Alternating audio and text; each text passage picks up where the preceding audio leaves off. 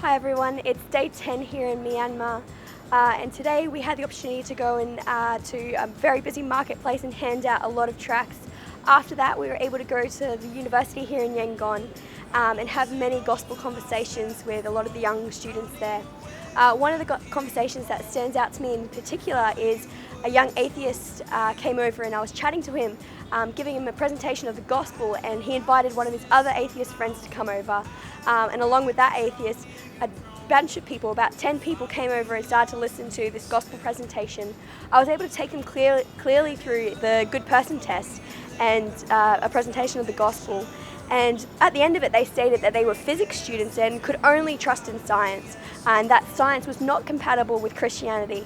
And I was able to show them and clearly explain to them that God is an organised God, and only an organised God could create an organised creation, which includes science. And by the end of this conversation and chatting about science and how God created the world, the second young man actually stated that this made sense and that he would have to think about this more.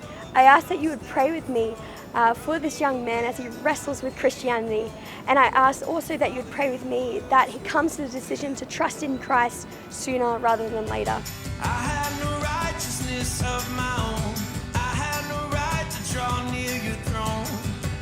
Father, you love me still. Good afternoon everyone, it was a wonderful day today. I was at the university and I was able to have a chat with a Muslim man, and I was able to share the gospel with him and explain to him that at this present state of his life that he's fallen short before God's glory and standard because of his sin, and that he can't simply get forgiven because he asks for forgiveness, and that he can't get right with God by doing good works. And so I was able to share the gospel with him, and he was very receptive to this message. And after this he asked me, he said, what's the difference between Islam and Christianity? And I said, well, there's quite a bit of differences. First of all, in Islam, you save yourself, and in Christianity, God is the one who saves. In Islam, you have to have pride to think and trust in yourself to think that you can do it. In Christianity, you trust in God alone to do the salvation work. In Islam, they say that Jesus is only a prophet, but in Christianity, because God saves, Jesus must be God.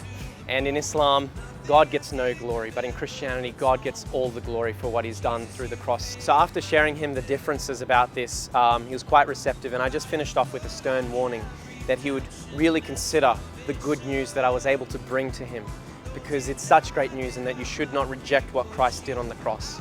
And so I pray that he is responsive to it, and I hope that you would keep him in your prayers as well.